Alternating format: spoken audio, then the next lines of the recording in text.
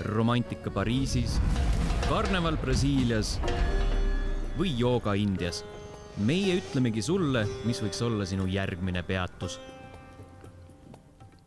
Tere, head kuulajad, teiega on Õhtule reisipodcast Järgmine peatus ja minu nimi on Liina Koolman.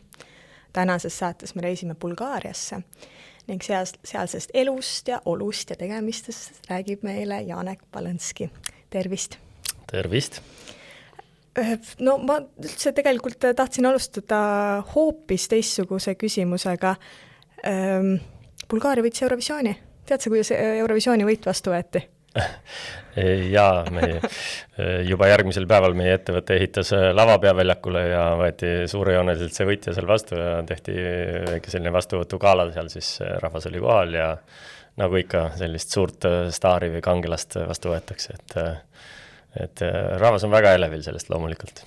Ühesõnaga, ma mõtlesin, et ma küsin täielikult teemavälise küsimuse, aga sinu firma ehitas sina lava, et tegelikult on ju täitsa teemakohane küsimus. Jaa, no me metalli ja tööriistade ja kõikide sellise ehitustehnika rentimisega tegeleme, siis lavade ehitamine on ka suvisel ajal ikkagi selline päris aktiivne tegevus. No enne kui ma sellest ärist ja sellest tegemisest seal Bulgaarias küsin ja uurin, siis tahaksin teada, et kuidas sina ja Bulgaaria üksteist leidsite? No see on nüüd juba päris pikk lugu tagasi. Et tore, et nüüd siin minu Bulgaaria väljaandmisest, mille ma kunagi rohkem enda või oma laste pärast kirjutasin, siis sellest sai nüüd üle 10 aasta mööda ja Petron arvas, et nüüd on järgmine põlvkond juba lugejaid tekkinud, et äkki võiks siis selle kordustrüki välja anda, nii et see aasta ilmus ja sai sinna natuke juurde kirjutatud ka, aga see lugu ise siis algas tõesti juba 2005, nii et siis täiesti planeerimata sõitsime ühe sõbraga külla, ühele oma heale sõbrale sinna, kes oli sattunud sinna tööle ja olime avatud turistidena lihtsalt linna vaatama natuke aega.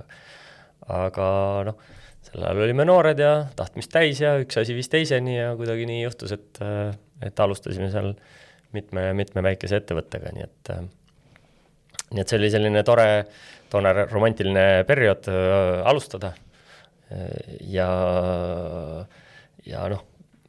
tore, et asi käima sai, nii et nüüd on terve hunnik eestlasi siin, kes meil seal kõik on kambas ja osanikud, kõik need Eesti pered on olnud sellel väiksel seiklusel kaasas juba 20 aastat.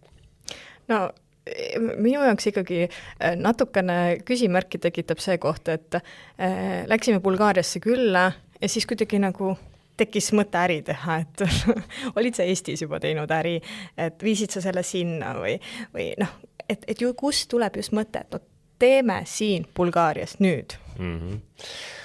Ja ei, mis ma siis olin 27 või, et Noor ja tahtmist täis, siin olime mõelnud igasuguseid asju, palju Excelit joonistanud ja äriplaane kirjutanud endale sahtlisse ja inimestega nõu pidanud ja ka raha otsinud juba natukene, aga polnud õnnestunud või siis olime ise kõrvale visanud poole pealt mõned sellised asjad. Ja sinna minnes sattusime kuidagi ajast tagasi. See 90ndate alguse Eesti ikkagi läks minu nooruses nagu mööda kuidagi, siis meil sellist võimalust ei tekkinud siin, kui olid suured erastamised ja suured ettevõtted tekkisid ja kõik. Ja seal kuidagi tundus, et maailm on tühi, et ka lihtsaid asju pole, või kohviautomaate ei ole või veeautomaate või porivaipasid kaubanduskeskusigi ei olnud. Et kõik siis nagu tundus, et oot, nüüd kõik igasugused asjad hakkavad siin juhtuma nüüd ju. Et Eesti elu oli kuidagi tundus 10 aastat eespool olevat nendest. Et elu oli seal vaesem, palgad olid 3-4 korda väiksemad, hinnad ka. Et see kõik oli selline põnev, et tekkis tunne, et midagi tuleb ikka proovida siin. Siis me kaalusime erinevaid variante ja kuna eestlased sel ajal seal kinnisvaraga aktiivselt tegelesid ja ehitasid hoolega ja kõik kurtsid, et ei ole kuskilt midagi rentida. Ja siin oli see tavaline teenus, et siis arvasime, et proovime sellega siis. Nii et mul ei olnud selles mingit tausta ja mingeid eeldusi seal läbi lüüa meil ei olnud selleks, et just selle valdkonnaga peaks seal kuidagi õnnestuma, on ju. Et neid põhjuseid ebaõnnestuda oli ikkagi 100 ja siis teispool oli see meie suur tahtmine lihtsalt, on ju. Aga ma saan aru, et praegu on ikkagi õnnestutud hästi. Jaa, siin töötab ettevõtte meil, et muidugi turul on veel tekkinud 100 meiesugust, on ju, aga me oleme üsna suur ja kõik on läinud siiamaani hästi, et oleme endiselt pühendunult tegeleme sellega ja vaatame, kuhu see seiklus meid viib siis. Räägi, mis ettevõte siis täpsemalt teeb, et natukene siin lava ehitusest oli juttu, aga ava natuke. No, kui keegi on kunagi käinud Eestis mõne koduremondi puhul midagi rentimas, kas ramirendist või Gramost või mõnest muust sellisest ettevõttest, siis ta kujutab ette, et umbes selline me olemegi. Saab rentida siis kõige väiksemat asja, ma ei tea, kas või akutrelli, on ju, või maja ehitamisele aeda, soojakut, välipeldikut, kõike sellist. Ja kuni siis suurte koppadeni, teerullideni, ka kontserdilavadeni välja, et selline terve hästi suur hulk spetsiifilisemat ehituskaupa. Nii et. Kui me mõtleme nüüd sellele 20 aasta tagusel ajale, kui alustada Bulgaarias äri, et mis olid kõige suuremad väljakutsed? No kultuuriline erinevus oli ikkagi suur, keele erinevus oli suur, et ma olin ju ilma selle keeleta seal tegutsesin 3 aastat või nii. Siis, umbes teisel aastal ma sain aru, et okei, see ei toimi üldse. Et kui ma keelt ei oska, siis see ei toimi. Sest kui sa saad aru, et kontoris sinust räägitakse või keegi teeb mingit lolli nalja või midagi ja sa nagu üldse ei seosta sellega või saad aru ainult sellest natuke sellest suunast, see oli ruttu selge, et nii ei toimi. Nii et siis hakkasin ikkagi õppima, kukkusin läbi ka paar kord, aga kuidagi siis tekkis see õige õpetaja ja sain kuidagi selle keele. Ja siis hakkasin sõbraks saama selle riigiga. Enne seda oli ta ikkagi väga vaenulik keskkond, selline raske vaimselt niimoodi ja olla seal kogu aeg selle keskel. Tähendab, kui keel oli selge, siis ta ei olnud enam vaimselt nii raske? Ja siis ikkagi muutus väga palju. Eks seega, et ikkagi ma tegin mingil hetkel perega kolisime sinna peale paar aastat reisimist. See siis võttis ka sellise reisipinge maha ja saime olid täie mõttega koha peal. See ka kuidagi, et siis sa defineerisid ennast, et okei, ma olen nüüd siin, on ju, et ma olen osa sellest ühiskonnast ja see kuidagi siis tekib oma peas ka rahu sellega, et ma ei ole turist, et ma ei käi siin lihtsalt, et ma ei lenda sisse, ei lenda välja, vaid et ma olen nüüd siin. Just enne podcasti sa ütlesid, et sa ei ela alaliselt seal. See oli siis mingi periood, kui te perega sinna läksite või kuidas? Jah, algul proovisin selle reisimise asja, see teatavamaale toimis, aga siis kolisime sinna 2-3 aastat, elasime seal, nii et üks laps käis lasteaias koolis, teine sellel sündis meil ja siis läksime sinna ja siis ta sai 2-aastaseks seal ja nii et elasime kogu aeg seal. Vahepeal käisime siis külas Eestis lihtsalt ja jõulude ajal ja niimoodi. Aga hiljem siis olen hakanud reisima, käinud peaaegu katkematult siin ikkagi pea iga kuu või iga teine kuu, et kogu aeg olen tihedas ühenduses ja seal minnes ikka praktiseerin seda keelt ikka kogu aeg, et siis see ära ei ununeks, nii et. Aga kui boss ei ole koha peal, siis bulgaarlased tööd ei tee või kuidas sellega on? No eks alguses oli ikka seda niimoodi, jah, aga siis kui sa tekitad sellise tiimi ja sa saad aru, et tiimis mõned inimesed on rohkem pühendunud ja mõned on lojaalsemad ja töökamad ja tahavad ka, et see asi siin õnnestuks ja teised võtavad puhkust, kui juhataja ära sõidab, on ju, et siis see ajapikku tuleb välja ja siis sa kujundad seda tiimi ümber niimoodi, et need, kes tahavad, et see asi õnnestuks, siis nemad saavad tähtsamaid rolle ja teised siis peavad lahkuma ja tasapisi siis see tiim ikkagi kujunes ümber nende inimeste, kes ühiselt tahtsid seda asja teha. Nii et mul oli selle üle väga hea meel, kui esimest korda kohalikud ütlesid mulle, et need inimesed on nüüd laisad, peaks ära minema. Ilma, et mina sellest oleks aru saanud, et kui tiim hakkas ise ennast puhastama nii-öelda, et siis ma sain aru, et okei, midagi on nüüd õnnestunud, on ju. Nüüd me oleme võib-olla õigel teel. sul on siis keegi selline parem käsi, kes hoiab asjadel silma peal, kui siit seal ei ole või? No see tasapisi kujunes välja ja see oli siis 6.-7. tegevusaastal, siis me panime ikkagi juhatusse kohaliku inimese ja tema hakkas siis juhiks, nii et mina olen nüüd tema parem käsi pigem. Et mina käin tema labis, et tema iga päev ikkagi otsustab kõikide asjade üle seal koha peal. Raamatust Minu Bulgaaria, mida sa siin juba mainisid, ma lugesin sellise asja, et Bulgaaria on andnud sulle uskumatuid kultuurilisi ja ärilisi kogemusi. Räägi meile mõningatest uskumatutest ärilistest või kultuurilistest kogemustest. No inimesena kasvad ikkagi sellises teistest kultuurides viibides ja need võõrad inimesed kasvatavad sind ja elu ise ja kõik see. No seal riigis on ikkagi palju valetamist ja varastamist ja korruptsiooni ja kõike ja sellega tuleb võidelda ja sellega hakkama saada, siis see oli selline, kindlalt olin liiga naiivne alguses, on ju, et ma seal raamatus vist kui ma õieti mäletan, et siis kirjutasime ka, et kui esimene terve autokoormatäis tellingut välja läks, siis me läksin ise kinkisin kliendile šampuse, et esimene suur klient, kes meil võtab nii palju tellingut, on ju, ja loomulikult ei seda klienti ega seda tellingut me enam kunagi ei näinud, on ju. Mis juhtus siis? Ära varastati lihtsalt. Hiljem selgus siis, et kõik need olid võlts isikudokumendid ja võlts paberid ja kõik, mis meil esitati ja see kontor, kus me neil külas käisime, ei olnud, oli ajutiselt võetud selle jaoks ja kõik. Eepiline petuskeem. No meie jaoks pandi selline kokku või me läksime suhteliselt kergesti selle õnge siis, nii et see oli selline esimene suur, mis meil seal juhtus.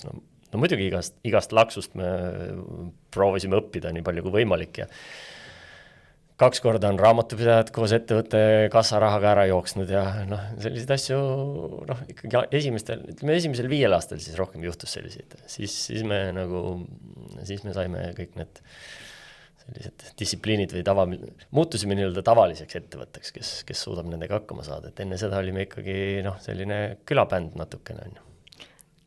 Mis sa silmas pead, et külabänd, et välismaalased, kes siis tulid ja mõtlesid hakkavad tegema äri, et ei jaganud seda kohalikku biiti või mida see külabänd siin tähendab? No jah, et meil ei olnud veel neid reegleid nii palju, neid kontrolle me ei olnud läbi mõelnud kõiki asju, et kui ettevõte on väike, siis sa ei suuda kõiki protsesse nii kvaliteetselt juhtida, et ettevõte muutub küpsemaks, siis ka need inimesed muutuvad küpsemaks, need reeglid saavad paika, et juhtu enam juhuslikke selliseid suuri vigu.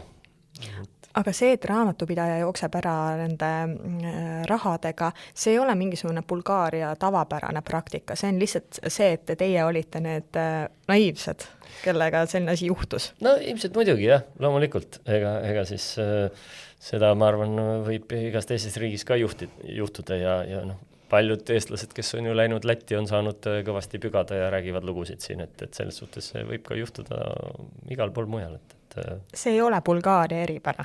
Ei ole.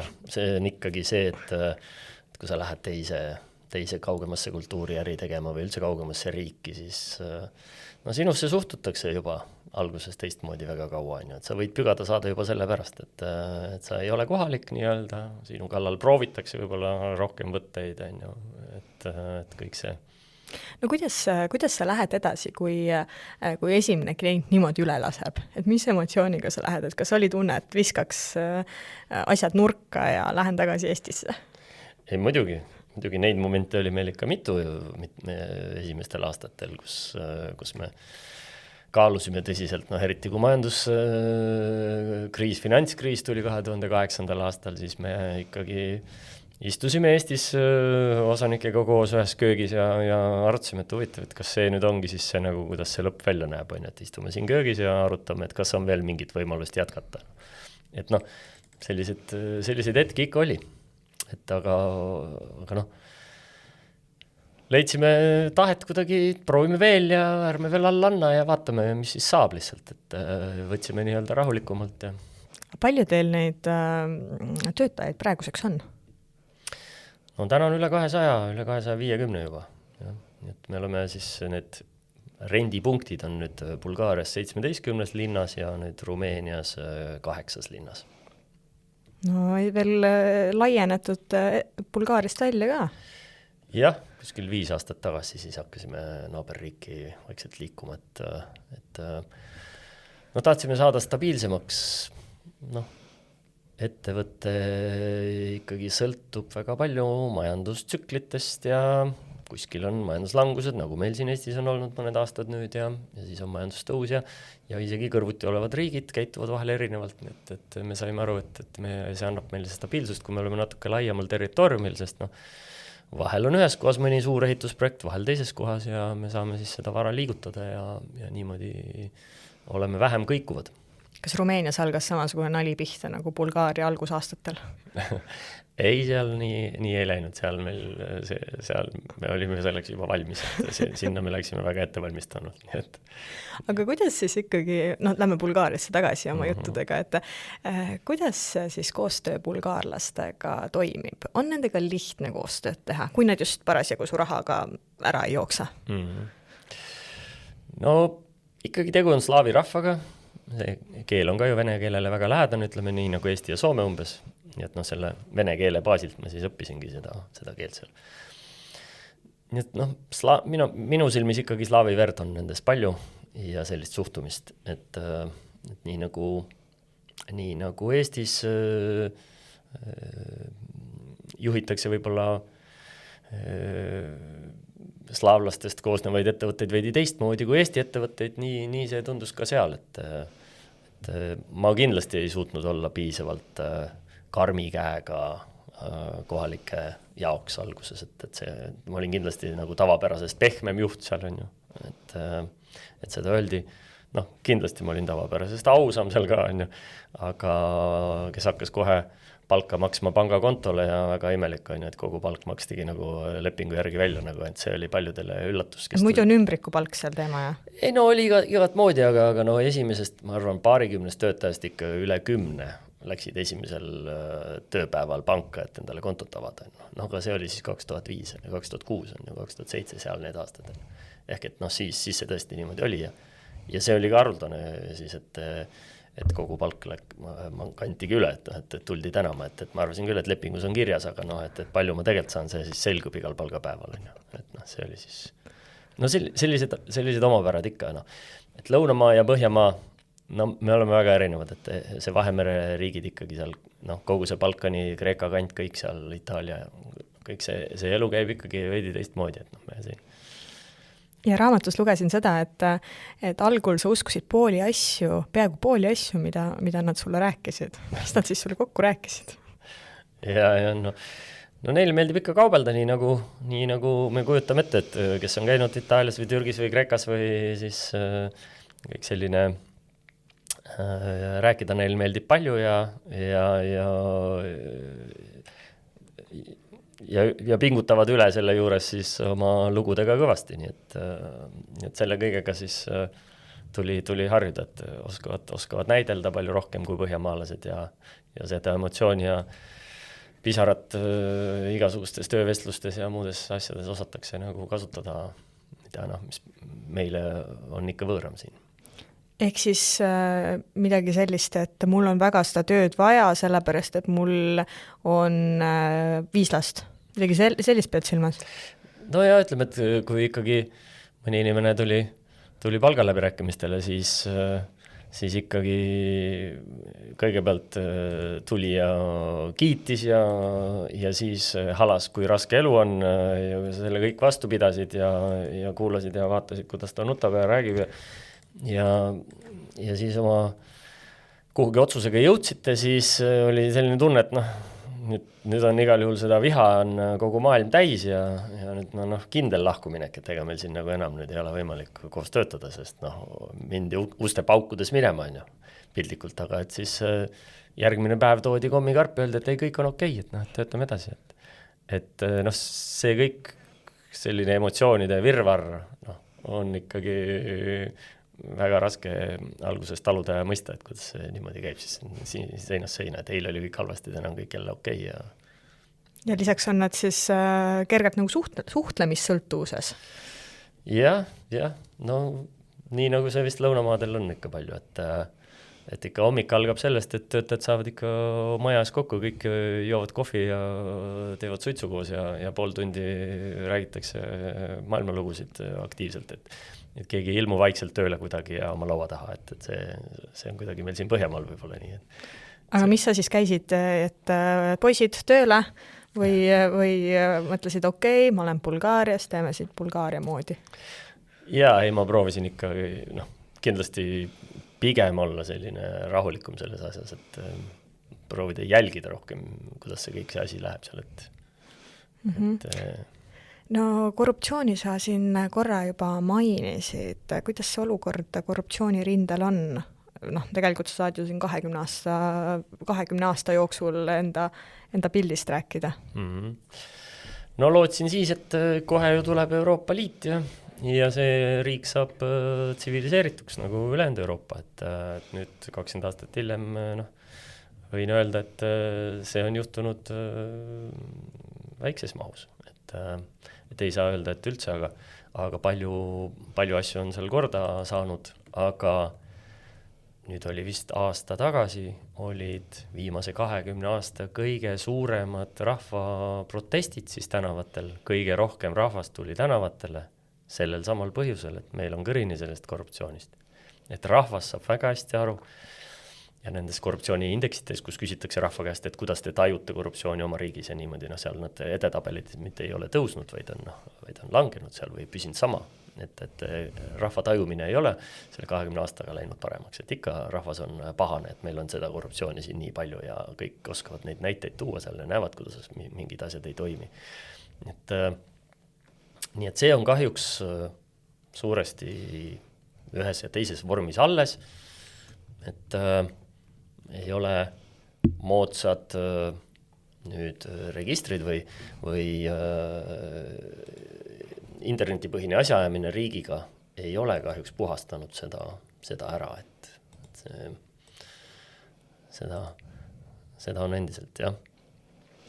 Aga too näiteid siis sellest, ütlesid, et kõik inimesed oskavad tuua näiteid, et kus kõik korruptsioon on. Räägi meie kuulajatele.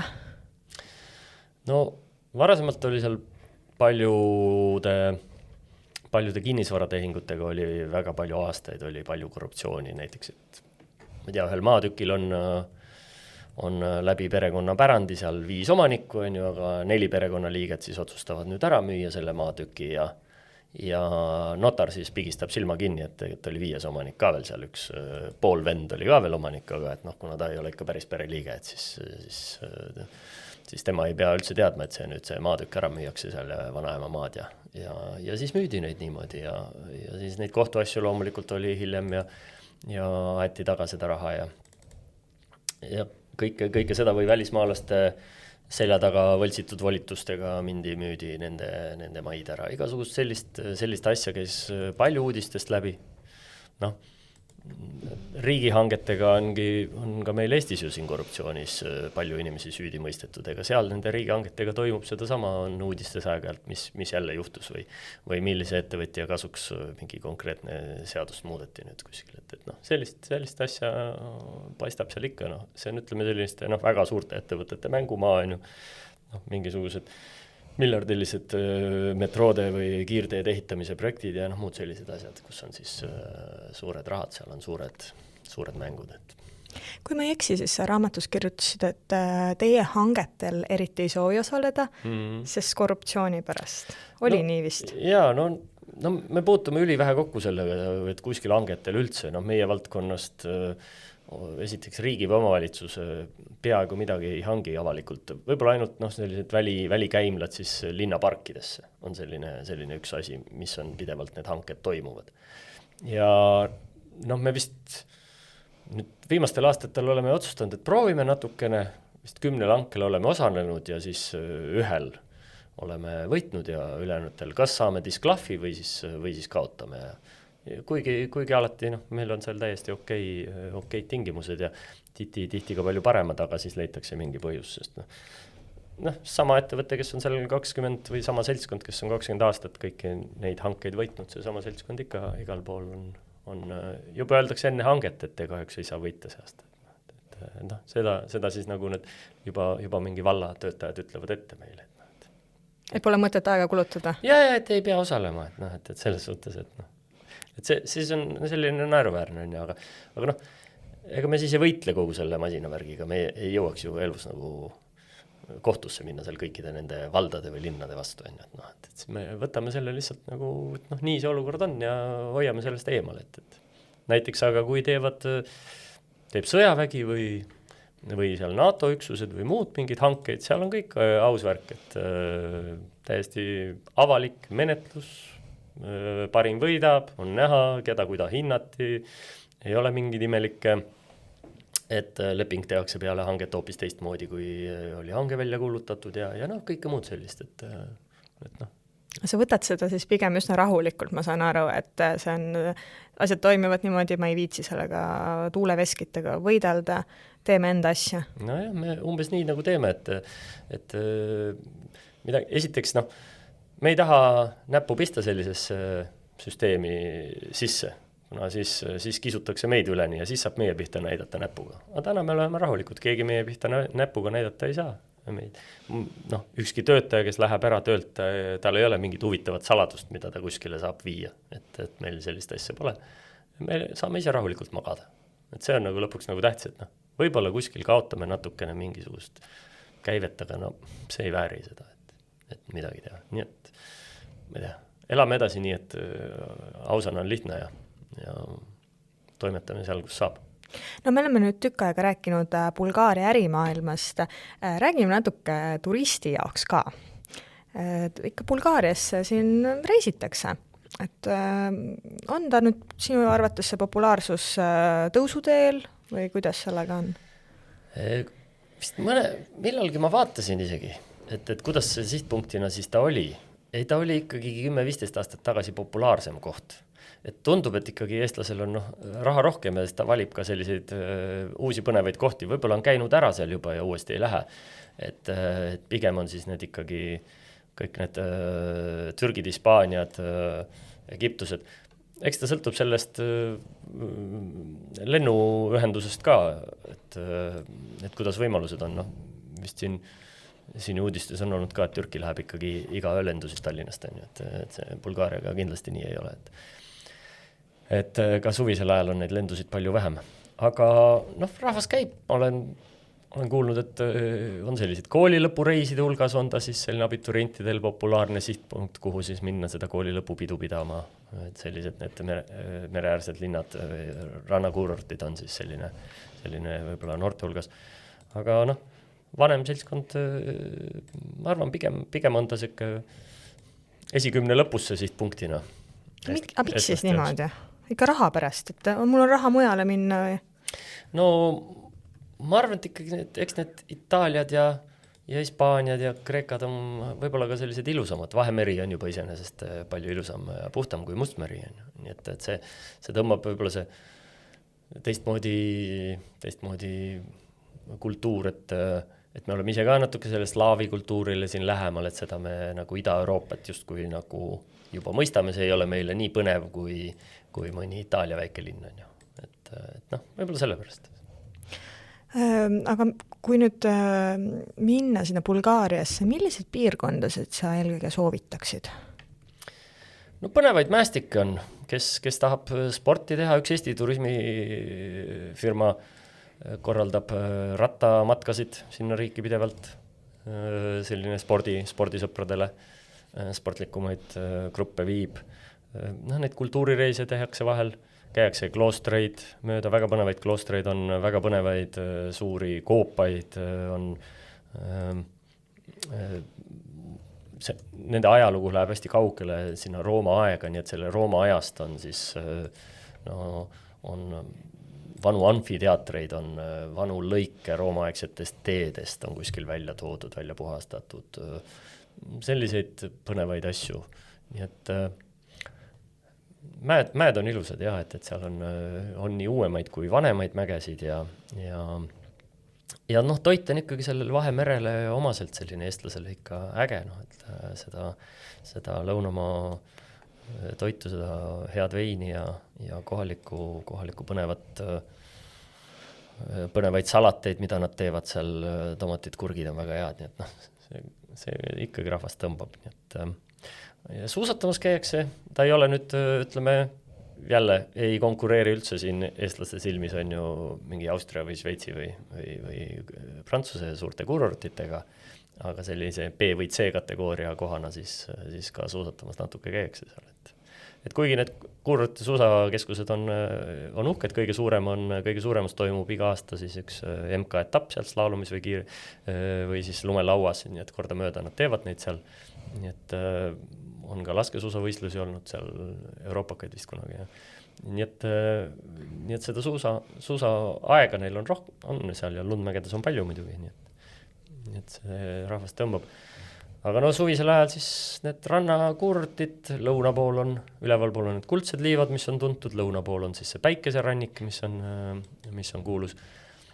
Seal siis kehtib see, et mida lõuna poole minna, seda pehmemaks liiv läheb, mida üles poole lähed, seda tumedamaks liiv läheb, nii et ülemised kurortid on pigem veidi odavamad, sellised lihtsamad ja alumised on siis kuumema ilmaga ja pehmema liivaga ja valgemad rannad nii-öelda siis. Mis piirkonnad need on?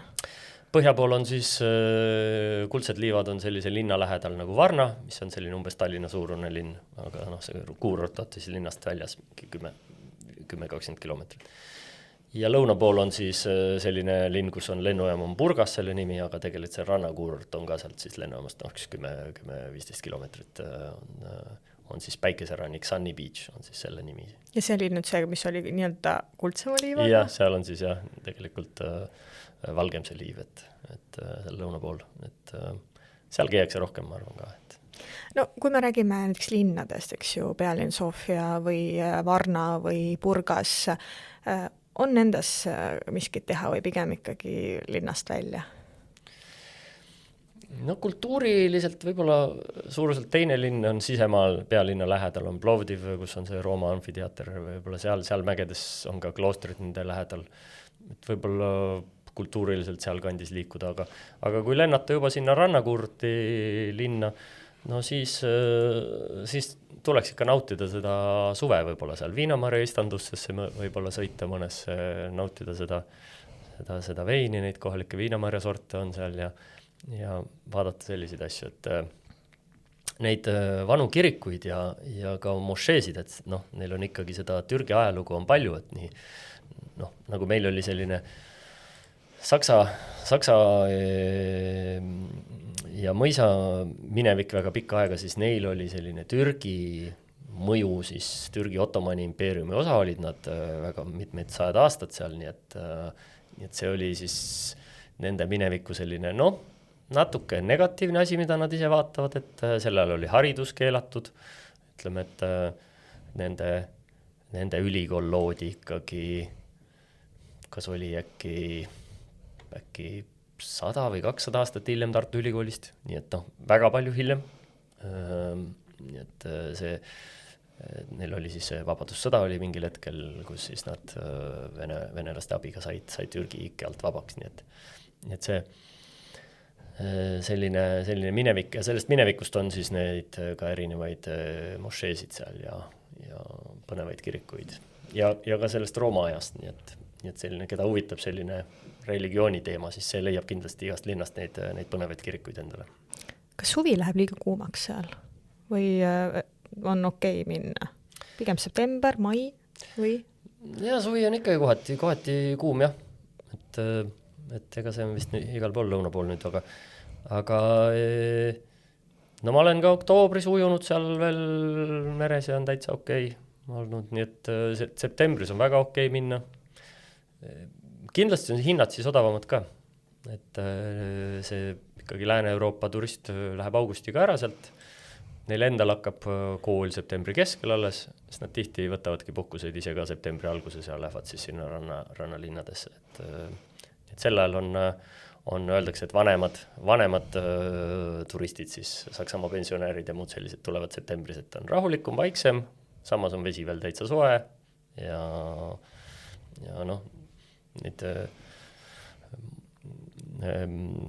puuvilju ja muid asju on niikuinii saadaval kuskilt riigi osast ikka peaaegu kogu suve jooksul, nii et.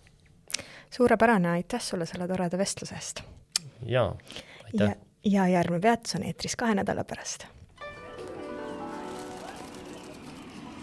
Kuula meid üle nädalati kolmapäeval Õhtulehest, Spotify'st, SoundCloud'ist või iTunes'ist ja ära unusta meie podcasti tellida.